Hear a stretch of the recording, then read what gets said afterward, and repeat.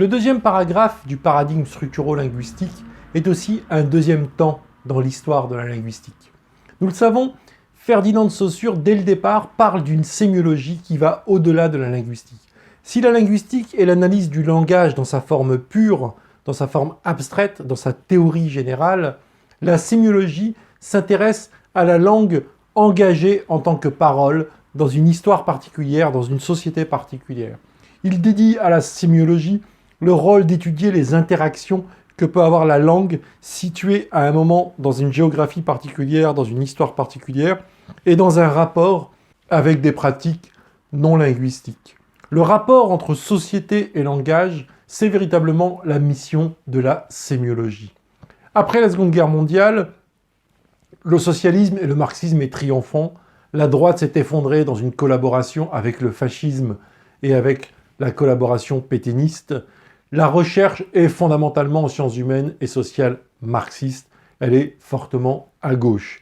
Et donc, on va relever le gant particulièrement de la relation entre langage et société autour d'un projet marxiste et autour d'un projet socialiste. Ça va être une réflexion profonde contre les abstractions pures, contre la théorie. Il y a toujours une opposition entre la pensée marxiste, qui se veut une pensée révolutionnaire, engagée dans la société, pragmatique, et la pensée dite bourgeoise, qui est considérée comme une pensée pure, abstraite, très théorique, et dont on suspecte que cette théorie, cette pureté, est une façon de ne pas regarder la réalité et de ne pas pouvoir observer ce que fait le langage, l'économie, la philosophie dans la réalité. On a souvent eu cette opposition dès la naissance du marxisme, voire même bien avant avec le socialisme, entre théorie pratique engagée dans la société contre théorie pure et formelle, dont on a toujours suspecté qu'elle ne voulait en fait pas avouer et pas révéler les dominations et l'exploitation de l'homme. C'est dans ce cœur politique, et vous verrez que très souvent le cœur politique détermine les fractures épistémologiques, c'est dans ce cœur politique que s'est engagée la sémiologie après la Seconde Guerre mondiale. Après la Seconde Guerre mondiale, on va faire ressurgir, grâce justement à Jacobson et grâce à pas mal de penseurs d'Europe de l'Est qui viendront en France, en Europe et aux États-Unis et qui apporteront la pensée profonde de la linguistique d'Europe de l'Est, russe, tchèque, etc., etc., vont apporter toute cette pensée en France. On va ressurgir un penseur qui, tel Ferdinand de Saussure, est un penseur extrêmement discret et pourtant fortement révolutionnaire. Michael Bakhtin est à l'origine de la réflexion marxiste sur le langage. Il a écrit un ouvrage qui s'appelle « Le marxisme et la philosophie du langage ». Alors, ouvrage qu'il va écrire très tôt, dès 1929, à la même époque, juste après Saussure, à la même époque que Hjelmslev, et très tôt, il va vouloir, en tant que marxiste, s'opposer au formalisme pur. En fait, c'est une opposition que Saussure n'aurait pas réfutée lui-même. Lui-même a parlé de la frontière entre sémiologie et linguistique. Mais bon, dans la posture marxiste, il est important de rompre avec la pensée bourgeoise et de dire que, par sa pureté, elle est très suspecte et qu'il faut absolument une science de la société et du langage, c'est-à-dire du rapport entre langage et société. Et donc, dans son marxisme et philosophie du langage, il va expliquer comment il y a une interaction entre ce que les marxistes appellent la superstructure, c'est-à-dire les formes, les théories, les institutions, le langage, les religions, et l'infrastructure, c'est-à-dire les pratiques, les actions, et notamment la pratique économique de l'échange de biens, de l'échange de valeurs. Donc, entre infrastructure et superstructure, il y a un conditionnement mutuel. La superstructure permet, autorise, reproduit l'infrastructure. L'infrastructure détermine, rend possible la superstructure. C'est dans ce contexte marxiste que ce linguiste, Michael Bakhtin, va essayer de penser la théorie linguistique en société.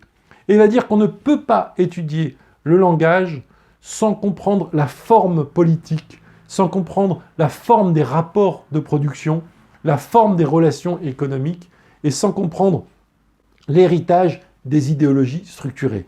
Dans tout signe, dans tout énoncé, il y a toujours, dans ce qui structure même l'énoncé, dans la nature même de la signification, les relations, des formes relationnelles qui sont l'analogie, qui renvoie aux formes économiques, qui renvoie aux formes matriarcales et patriarcales, qui renvoie aux formes sociales.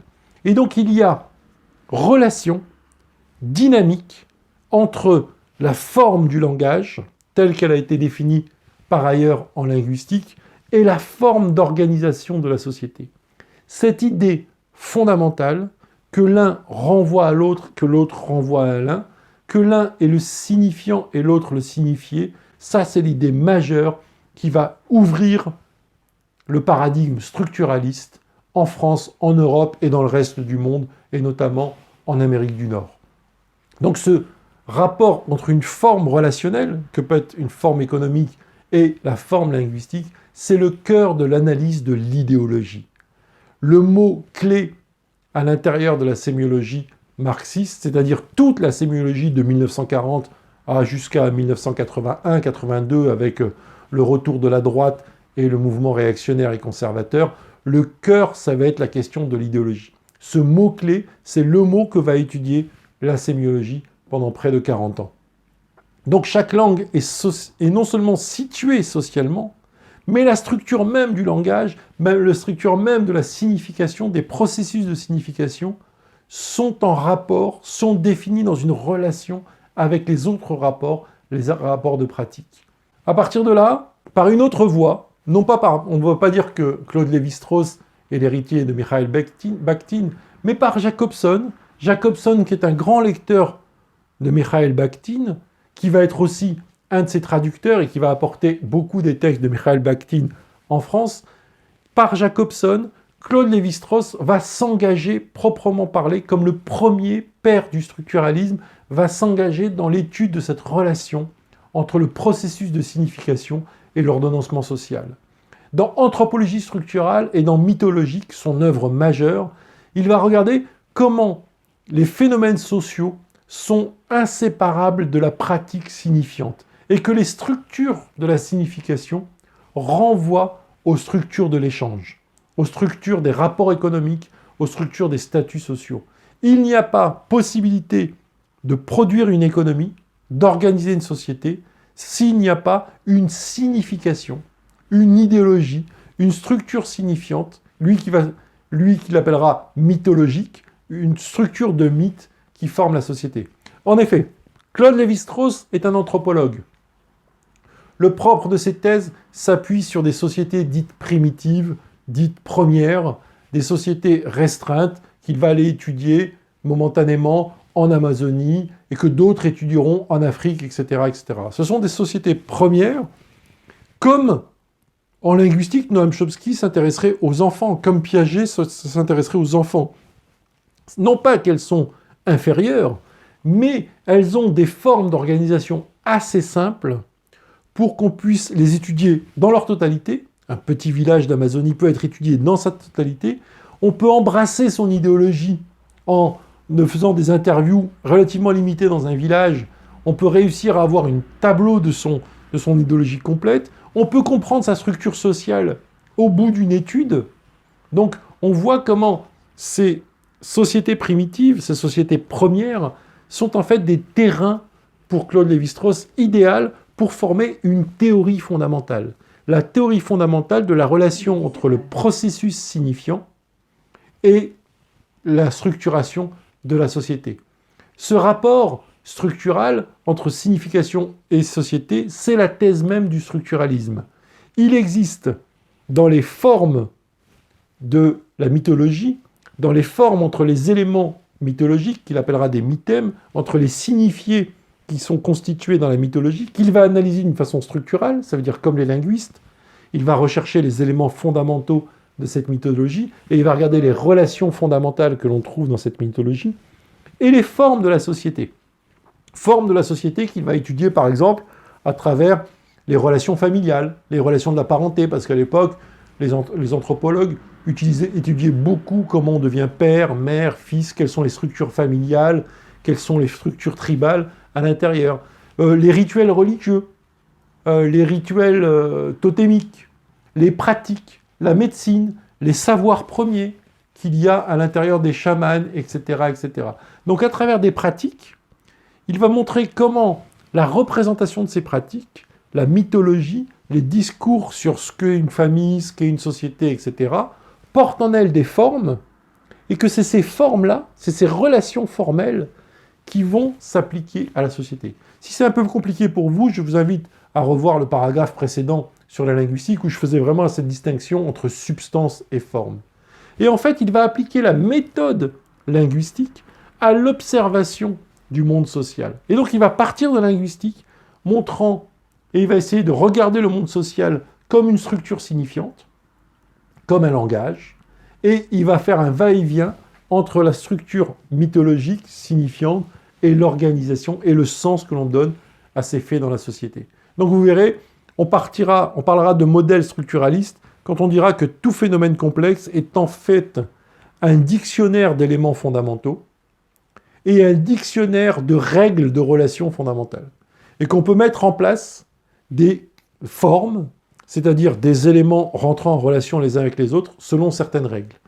La structure élémentaire de la parenté, c'est regarder comment on fabrique une famille avec des définitions très claires de mari, femme, père, fils, oncle, neveu, et comment il y a un ensemble de règles, n'a pas le droit, a le droit, doit s'occuper d'eux, n'a pas le droit de s'occuper d'eux, des règles souvent binaires entre autorisé et interdit, qui forment une structure de la famille qui est la théorie générale de la famille, qui est la linguistique générale de la famille, et qu'on va étudier dans toutes ses formes. Et on va voir en fait que non seulement il y a un concept fondamental, universel de famille, mais qu'ensuite il y a des jeux, des relations, des fabrications, telle forme de famille-là, telle forme de famille-là, qui sont des jeux logiques d'opposition, d'inversion. Là on a fait comme ça, là on a fait pas comme ci. Et évidemment il faut réfléchir à toute la génétique, toute la partie diachronique, génétique de formes de famille. Mais encore une fois, Claude Lévi-Strauss est un structuraliste. Il ne s'intéresse pas à l'histoire des familles. Pour lui, la génétique familiale est une génétique logique. C'est-à-dire qu'il peut partir de ces relations fondamentales et de ces éléments fondamentaux. Il regarde leur génétique, c'est-à-dire comment il y a relation de A vers B, de B vers C. Il forme un schéma. Et il montre bien qu'en inversant, par exemple, une règle, on forme un nouveau schéma. Ou en opposant A, B, et en inversant le sens des relations, on forme un nouveau schéma. Et en fait, il montre que c'est des construits logiques. Des construits qui sont à l'intérieur même de l'être humain, dans sa possibilité de conception logique, sont des construits logiques du réel, et ces construits logiques du réel forment ce qu'on appelle tout simplement la culture. Qu'est-ce que la culture? C'est l'appréhension du réel par une construction signifiante à partir d'éléments structurels et logiques. Donc vous voyez, c'est une chimie, c'est une génétique du groupe social, mais qui est aussi la génétique de son expression, de sa mythologie. Évidemment, Claude Lévi-Strauss est le père fondateur du structuralisme et quelque part le père fondateur de la sémiologie. À partir de cette approche structuraliste qu'il va réserver uniquement aux sociétés primitives, on va avoir l'émergence de toute la sémiologie. Chose particulière, Claude Lévi-Strauss est plutôt centriste, basculant entre centre-gauche, centre-droit. Il s'est toujours tenu à distance, sans être un adversaire du marxisme. Et donc, il a eu une œuvre, une carrière qui a été largement primée, car largement consensuelle, car elle ne rentrait jamais dans les débats contemporains, politiques, à proprement parler. Et c'est pour ça qu'il est encore aujourd'hui, d'une façon très consensuelle, respecté par tous les bords politiques et toutes les écoles en sciences humaines et sociales.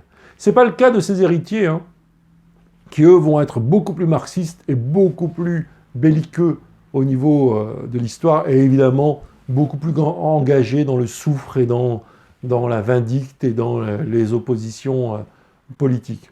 Donc Claude Lévi-Strauss, Donc Claude Lévi-Strauss, en tant que père du structuralisme, réduit l'analyse à éléments-relations à travers des rapports. Il va montrer que ces rapports ne sont pas multiples, on peut en faire à un moment le dictionnaire des éléments et dictionnaire des rapports. Il va s'intéresser à la transformation, il va s'intéresser aux génétiques, il va essayer de montrer que tout ça remonte à des noyaux, à des formes fondamentales, des formes générales, des formes universelles, et que nous venons tous de la même construction de plus en plus complexe. Au même titre que Noam Chomsky et Saussure avant lui avaient essayé de réfléchir au noyau fondamental du langage, Claude Lévi-Strauss en tirera une recherche du noyau fondamental de l'humanité, l'anthropologie, anthropologos, les règles fondamentales de l'être humain.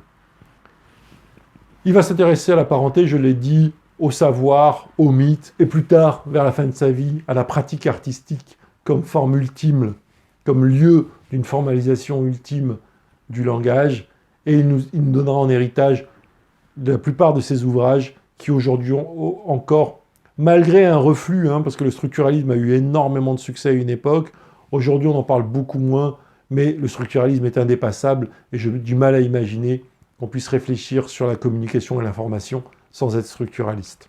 Je passerai à un autre sémiologue, beaucoup plus jeune, beaucoup plus récent, celui qui a écrit dans les années 50 et 60, qui vient de l'analyse littéraire, qui vient de la critique littéraire, qui est en fait un littéraire. Il va arriver par la linguistique, par la littérature. Roland Barthes. Roland Barthes, qu'on a appelé le père du post-structuralisme, et qui va s'intéresser dans les premiers moments de sa vie, à la fois à ce qui lui tient le plus à cœur, c'est-à-dire la littérature. Il fera une critique de Balzac fascinante, encore beaucoup discutée. C'est un esthète, c'est un intellectuel. Il n'est pas vraiment un chercheur, c'est un écrivain. C'est une forme hybride, Roland Barthes. Beaucoup de gens vouent un certain culte à Roland Barthes parce qu'il s'est permis toutes les libertés. C'est à la fois un écrivain, un poète, c'est un sémiologue, c'est un critique littéraire. Nous, on va s'intéresser au Roland Barthes sémiologue. Qu'est-ce que la sémiologie chez Roland Barthes? C'est la façon d'analyser la société à travers le prisme de la signification et du langage. Il va nous laisser 3 ouvrages majeurs, qui sont les ouvrages qui ont fait son succès, qui ont lancé sa carrière.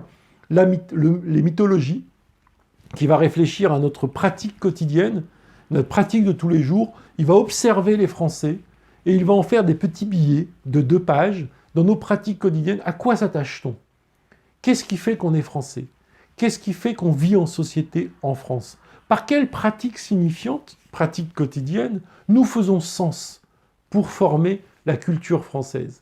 Et à travers plein de petites descriptions, le catch, la déesse, servir une bouteille de vin chez des amis, il va montrer que là-dedans, il y a un processus significatif, et ils vont montrer que derrière ce processus significatif, c'est la forme de vie bourgeoise qui s'impose.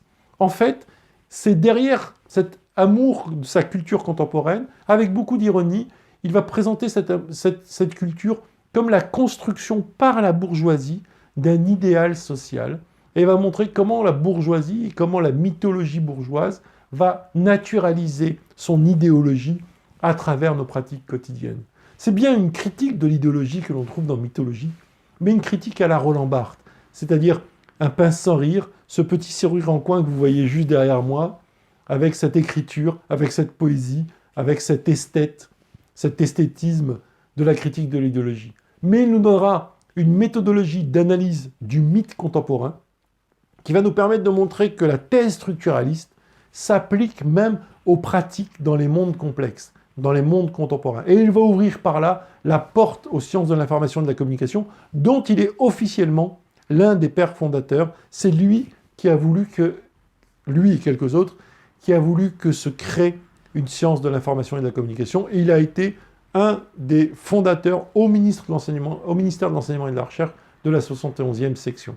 Donc, à travers Mythologie, à travers les éléments de sémiologie et à travers surtout le système de la mode, qui est encore beaucoup lu en esthétique et qui est encore beaucoup lu dans les écoles de mode, le système de la mode, il va montrer que nos pratiques quotidiennes sont imprégnées de sens, qu'elles n'ont pas un sens premier. Je ne mets pas une veste parce que j'ai froid.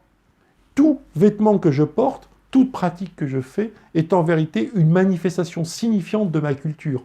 J'existe à travers mon vêtement, j'existe à travers mon verre de vin, je fais une énonciation et j'émerge en sujet dans mon vêtement, dans mon verre de vin et dans ma terrasse de restaurant, et je m'adresse aux gens en tant que sujet, et je les adresse eux-mêmes en tant que membres de ma communauté ou adversaires.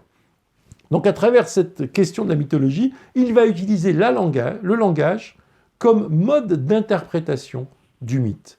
À l'intérieur du mythe, il va essayer de savoir ce qu'est en fait le langage. Et il va revenir sur la fonction signifiante, c'est-à-dire le signe comme signifiant et signifié. Je vous renvoie vers le chapitre précédent. Si vous n'avez pas suivi le chapitre sur la linguistique, tout ça peut vous paraître très vite abstrait et abscon. Et il va dire en effet qu'il y existe un deuxième niveau, qu'il va reprendre d'ailleurs au linguiste Hjelmslev lui-même qui va le reprendre à Saussure. Il va dire qu'il y a un premier niveau dans le langage, il y a un premier niveau du signe qui est son sens premier, le sens clair, le sens qui apparaît à tout un chacun, celui qui est indiscutable et qui est à l'intérieur du code linguistique. Si je porte une veste, c'est une veste. Tout le monde sait ce que c'est qu'une veste. Je porte une veste d'une façon dénotée, il parlera de dénotation, d'une façon dénotée, il y a un sens premier de cette veste. Mais très vite, il dira qu'en société, le signe, quand il est socialisé, ce signe premier renvoie à un deuxième signifié, et ce deuxième signifié est en fait caché. Et il ne peut être révélé que par l'interprétation. Seuls les membres d'une communauté sociale peuvent dégager un deuxième signifié de ce signe. Si je porte cette veste est elle-même un costume. Un costume, comme son mot l'indique dans son ambiguïté, c'est quelque chose qui me fait habiter comme personnage dans un récit et dans un théâtre. C'est quelque chose qui donne un sens de ma place dans la société.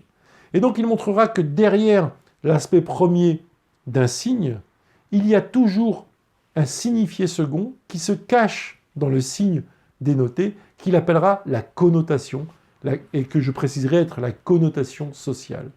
Il montrera que donc une société fabrique des signes situés, et qu'il y a bien nécessité de penser le signe situé historiquement et sociologiquement. Et c'est en ça qu'on est dans le structuralisme, et c'est en ça qu'on est dans la sémiologie. Ce qui intéresse Barthes, ce n'est pas le signe premier, mais c'est le signe inscrit dans une société, inscrit dans un groupe social, parce que là-dedans, il y a un phénomène qu'on appellera la connotation, qui est fait d'utiliser un signe qui apparaît neutre, qui apparaît simple, pour échanger en fait un signifié qui est un signal à l'intérieur d'une société. Parce qu'en fait, tout signe renvoie à. Donc, toute forme renvoie à un sens premier. C'est le sens général, c'est le sens commun. Mais ce sens général dénoté va être surenchéri d'un autre sens. Et il va être surenchéri par un groupe social à un moment donné. On va dire, cet élément-là, ce costume-là, cette tenue, ce foulard sur les cheveux, va porter un autre sens. Et il va y avoir un débat sur cet autre sens. Certains vont se rassembler sur ce sens caché, d'autres vont s'opposer au sens caché, vont voir un sens caché social, un projet social, une pratique sociale derrière un signe donné. Et c'est le propre même de la signification. Et c'est en ça que la sémiologie est essentielle. Au cœur même de tout processus signifié, il n'y a évidemment pas que ce qui est dit qui fait sens.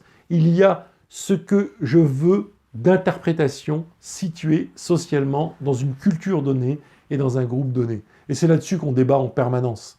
Est-ce que ce signe, on doit le prendre comme un signe premier, simplement dénoté, ou n'y a-t-il pas derrière un groupe social, n'y a-t-il pas derrière une communauté sociale qui en fait un sens caché qu'on veut accepter, auquel on adhère et auquel sinon on refuse. Donc on va voir que Barthes va utiliser la même méthode structuraliste en l'appliquant justement aux sociétés contemporaines et va faire exploser la frontière que Lévi-Strauss avait laissée jusque-là entre société primitive et société complexe qu'il avait renvoyée à un ailleurs.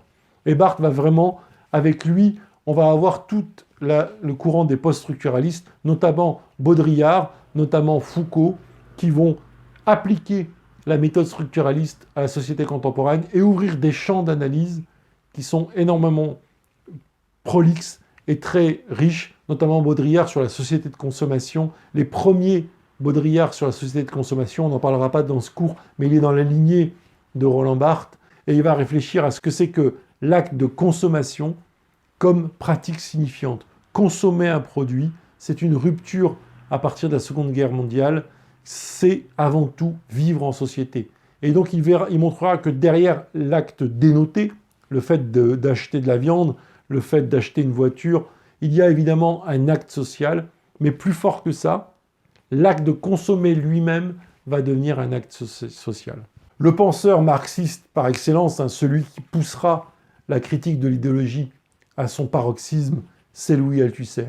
Louis Althusser est membre du Parti communiste, il est véritablement le théoricien du marxisme et le théoricien, le philosophe qui va réfléchir à la question d'idéologie. Louis Althusser va montrer que dans l'héritage de Mikhaïl Bakhtin, vraiment dans l'héritage direct marxiste de Mikhaïl Bakhtin, va montrer qu'il y a un rapport entre superstructure, fabrication du sens et fabrication de la société, et vice-versa, et que ce rapport est double. Il va rappeler le premier élément, c'est que si on parle de société, c'est qu'il y a une méthode de reproduction de la société. Cette méthode de reproduction de la société, elle va s'assurer de reproduire les êtres humains, hein, c'est la reproduction matérielle de la société, on donne des salaires, on nourrit, on chauffe, on s'arrange pour que la population se préserve en tant qu'espèce, en tant que groupe social. C'est la reproduction économique de la société, c'est la reproduction politique de la société, la reproduction biologique. Mais il va montrer que pour que cette reproduction prenne une certaine forme, pour qu'il y ait un certain ordre dans la société, il faut que ces formes sociales, que cet ordre social soit reproduit. Il ne faut pas que la matière et la substance soient reproduites, mais que les règles qui s'établissent dans la société soient reproduites. Et cette reproduction, il va l'appeler la reproduction idéologique. Et il va pointer qu'elle ne se fait pas par l'opération du Saint-Esprit. Il y a bien une reproduction idéologique par des appareils sociaux qui reproduisent cette idéologie. Il va les appeler les appareils idéologiques d'État, parce qu'à l'époque, dans la lignée de Gramsci qui est un grand penseur italien marxiste de l'entre-deux-guerres, dans la lignée de Gramsci, il va montrer qu'en fait, ces appareils, bon gré mal gré, appartiennent au capital, et le capital, dans la théorie marxiste, c'est ce qui domine l'État. C'est-à-dire que le capital est l'instrument d'organisation de la société que se dote le capital économique. Donc appareil idéologique d'État sous-entend pour un marxiste appareil idéologique privé, appareil idéologique du capital privé. Et donc il dira cette phrase très célèbre, c'est dans les formes et sous les formes de l'assujettissement idéologique, rappelez-vous, hein, interpellation de l'individu en sujet, qu'est assurée la reproduction de la qualification de la force de travail. Il ne peut pas avoir reproduction d'une économie, d'une pratique, s'il n'y a pas une reproduction de la forme que doit prendre la société. Et que pour reproduire cette forme, les dominants vont établir des dispositifs, les appareils idéologiques d'État, pour enseigner aux dominés la forme qu'ils doivent accepter, quel sujet ils doivent devenir. C'est très profond. Ce ne sont pas des ordres donnés d'une conscience à une conscience. C'est un discours qui est adressé par un énonciateur, rappelez-vous Jacobson, qui est adressé à un énonciateur, par un énonciateur, à un destinataire. Et ce destinataire, en recevant ce discours, il émerge en tant que sujet. Il a une proposition, un costume qui l'habille en tant que sujet. Et il passe de l'individu, en tant que corps, à une conscience assujettie. Et là, il y a un jeu de mots, évidemment, assujetti comme soumis, ou assujetti devenant un sujet dans l'idéologie, devenant un sujet qualifié. Mais qu'est-ce que l'idéologie pour Althusser ? L'idéologie, c'est un ensemble de représentations qui constituent un rapport faussé, un rapport imaginaire, une forme imaginaire. Dans cette représentation, il y a une forme imaginaire qui travestit, qui masque, qui rend supportable la forme réelle des rapports de production. Au rapport dominant possédant le capital et dominé, esclave du capital qui ne possède que son corps pour survivre et qui est nourri par un salaire au mois le mois et qui peut mourir à tout moment parce que le capital a saisi tout le capital d'une société, eh bien on va raconter une histoire dans laquelle on est entrepreneur, dans laquelle on est salarié, dans laquelle on est méritant, dans laquelle on est diplômé, toute une hiérarchie de cadres, dans laquelle en fait la vie est une liberté qui se déploie et que qui veut peut, qui peut veut, avec du travail on peut s'enrichir, etc., etc. En fait, une mythologie d'une réalité totalement imaginaire des rapports de production qui n'ont rien à voir avec les rapports réels. Et la fonction de l'imaginaire, mais ça Claude Lévi-Strauss le rappelait déjà dans son mythologie, la fonction de l'imaginaire, c'est d'effacer les oppositions, d'effacer les dialectiques.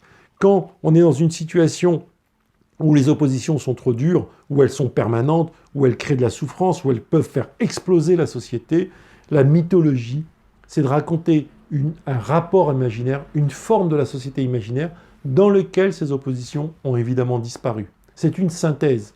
Quand deux thèses s'opposent radicalement, on s'attache à l'idéologie, on s'attache au mythe, parce que c'est un récit dans lequel cette opposition, cette contradiction a disparu. C'est propre de toutes les formes mythologiques, c'est propre des discours politiques, c'est propre des religions, c'est en effet de faire disparaître les réalités souffrantes, les contradictions anthropologiques, pour essayer de raconter un récit dans lequel tout ça est harmonieux et tout ça est dépassé dans une synthèse. La grande force d'Althusser, c'est de connecter comment l'analyse de l'idéologie, l'analyse de la société, l'analyse économique sont en vérité des formes diverses qui vont rentrer en contradiction, qui vont rentrer en relation les unes avec les autres, parfois en contradiction, parfois en masquage, parfois en mensonge, parfois en révélation. Pour Althusser et pour tous les marxistes, l'idéologie révolutionnaire, c'est l'idéologie qui, au contraire, va révéler. La science, c'est celle qui va dire la vérité et qui va pouvoir révéler au grand jour, au contraire, les divisions, les oppositions, etc., etc. Donc le discours, la représentation de la société par l'idéologie, la refabrication, l'appréhension même de la société par l'idéologie, c'est un combat entre des sphères idéologiques par rapport à des pratiques économiques et des pratiques sociales. L'idéologie est donc une dimension très pragmatique. Il ne va pas l'imaginer uniquement comme une énonciation, mais comme une pratique signifiante. Dans la lignée d'Althusser, dans la lignée de Roland Barthes, dans la lignée de Baudrillard, dans la lignée de la plupart des post-structuralismes, faire du sens, ça se fait par la pratique même. Ce n'est pas uniquement du discours. C'est toutes les pratiques qui ont un sens. Toutes les pratiques. M'habiller est un acte idéologique. Aller au restaurant est un acte idéologique. Avoir des interactions quotidiennes, c'est un acte idéologique. C'est dans le quotidien que l'idéologie s'installe. C'est dans le rituel qu'ils ont établi dans notre société. C'est la façon de dire bonjour, c'est les types de maisons dans lesquelles j'habite, c'est les quartiers que j'ai choisis pour représenter mon statut social. Toutes ces pratiques sont des formes signifiantes et en tant que formes signifiantes, perpétuent un récit commun. Et ce récit commun, c'est ce qu'on appelle l'idéologie. Je suis un petit bourgeois, je suis un intellectuel, je suis un ouvrier révolutionnaire, je suis un exclu, je suis un punk à chien. Tout ça, c'est un ensemble de pratiques qui m'inscrivent en tant que punk à chien. C'est pas parce que je suis par terre, sur un trottoir, avec un chien affamé en train de mendier, que je ne suis pas un sujet. La preuve, c'est que mes vêtements ressemblent aux vêtements des punks à chiens, il y a un style du punk à chien, mes cheveux, j'ai des coupes de cheveux punk à chien, j'ai un chien, et ce chien est en général un bâtard, et donc, voilà, il y a des races de punk à chien, les punks à chiens ne prendraient pas n'importe quel chien, c'est une forme idéologique. Cette forme idéologique est signifiante, c'est un discours, et ce discours va rentrer en opposition avec d'autres discours. Michel Foucault est sans doute le philosophe qui va révolutionner par son attitude l'approche post-structuraliste. Parce que Michel Foucault ne va pas s'intéresser à l'idéologie, au discours, quotidien, au discours qui serait un discours de masquage. Il va dépasser l'idéologie marxiste, la prise de position marxiste, pour s'attaquer à ce qu'il y avait de plus protégé dans les sociétés occidentales, le discours de la vérité. Comment le discours de la vérité, comment les formes qui établissent la vérité, comment les règles qui s'imposent au discours de la vérité sont en réalité des discours inscrits socialement à une époque et dans une société particulière. Comment faire la vérité est une pratique signifiante, ça on arrive à le penser, mais pas du tout, comme pourraient l'imaginer les épistémologues traditionnels, une forme pure, une logique pure, mais c'est une pratique qui est inscrite dans des rapports de pouvoir, qui est inscrite socialement. Et au discours de la vérité, au discours du savoir, Michel Foucault va montrer que, ce discours, il n'existe pas d'une façon formelle, il n'y a pas la science, il n'y a pas la rationalité. Il va montrer par rapport à toutes ces études épistémologiques qu'en fait, il y a eu des formes scientifiques, ce qu'il a appelé des épistémés, qu'elles sont profondément historiques, qu'elles sont profondément marquées socialement, qu'il y a eu des formes qui ont émergé, d'autres qui ont disparu, d'autres qui ont été interdites. Et donc il va faire toute une théorie de l'épistémé, c'est-à-dire comment décrire un discours et des énoncés de savoir comme des processus de production de concepts, de sujets, de traitement de l'information, mais aussi d'ordre social. Quels sont les sujets énonciateurs autorisés à dire la vérité dans une société? Le médecin, le psychologue aujourd'hui, hier c'était le prêtre, le curé. Qui a le droit de dire la vérité? Sur quel objet? Donc il va montrer que le discours de vérité, ce qu'on appelle la vérité dans une société, c'est-à-dire la chose qui au bout d'un moment est indiscutable et s'impose à tous, la vérité est en fait un combat social et politique. Qu'il existe des paradigmes, des épistémés, dira Michel Foucault, dans lesquels on définit quel est le sujet énonciateur, quels sont les objets, comment on traite cet objet, comment émergent des concepts fondamentaux, comment au bout d'un moment s'établissent des théories fondamentales sur ces objets, comment on traite factuellement ces objets par la pratique. Est-ce qu'on utilise un bistouri? Quand est-ce qu'on a ouvert le corps d'un individu pour décider que la maladie était à l'intérieur de ses organes? Pendant des siècles, il était interdit de toucher un cadavre. D'ailleurs, au XIXe siècle, il y a eu énormément de débats sur le rôle du cadavre comme révélateur, comment un être putréfié peut dire des choses à la vérité. Donc l'anatomie, etc., etc., les pratiques, les techniques, elles-mêmes vont être empreintes de sens et vont s'agencer à la fois à l'objet, et donc il montrera par exemple à travers l'histoire de la folie, comment va être définie la folie à travers les siècles. Et par une fresque monumentale, un ouvrage de plusieurs centaines de pages, voire 800 pages si mes souvenirs sont bons, l'histoire de la folie va montrer comment des épistémées radicalement différentes, en rupture les unes avec les autres, vont appréhender cet objet qui est le fou et vont le définir par des aspects différents. Bon, ça serait trop long de vous expliquer aujourd'hui ici toutes les épistémées qu'il a mis au jour, notamment sur la surveillance sociale. Il va s'intéresser beaucoup, et c'est pour ça que Michel Foucault va devenir très célèbre, à la gouvernance, comment on gouverne une population, qu'est-ce qu'on fait d'une population à partir du XVIIe, XVIIIe siècle, c'est-à-dire à partir de la naissance de l'État moderne, et il va établir des modèles d'analyse de la société, des modèles de la délinquance, de la surveillance, de la punition. Et donc dans Surveiller et punir, et plus tard dans ses cours au Collège de France, il va montrer comment les modèles politiques vont représenter la réalité, construire des objets et autoriser des types de sujets à énoncer la vérité. Donc l'élaboration du savoir est une configuration qu'on appelle épistémique, et cette configuration rentre en relation, que ce soit en opposition ou que ce soit en outil, en instrument, avec les rapports de pouvoir qui sont à l'intérieur des échanges sociaux. Les rapports économiques, les rapports sociaux, les rapports entre l'État et la population, les rapports entre des classes sociales, vont se faire non pas uniquement à travers un discours mythologique, un discours symbolique, elles vont se faire dans la façon de dire la vérité sur ces rapports, d'avoir un rapport sur ces rapports. Et donc la vérité a un certain rapport avec les rapports sociaux. Ils peuvent être révolutionnaires, ils peuvent être au contraire favorisant l'ordre social.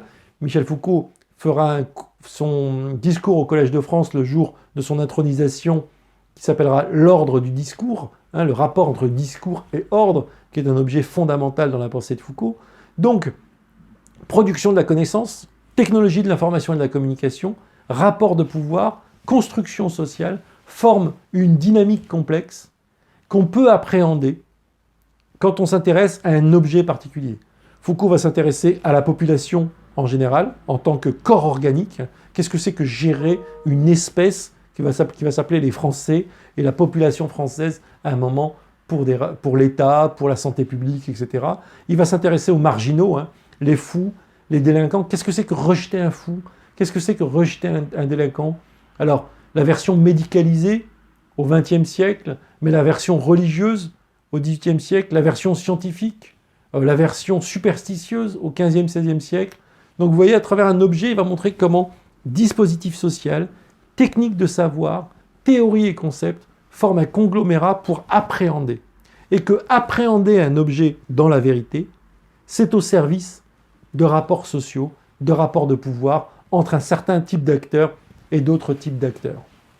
Donc, l'énoncé, la structure énonciative, le processus énonciatif est inscrit nécessairement dans des rapports de production, dans des rapports matériels d'accès au capital, dans des rapports de pouvoir de domination, dans des rapports performatifs de construction de groupe, d'exclusion de l'autre.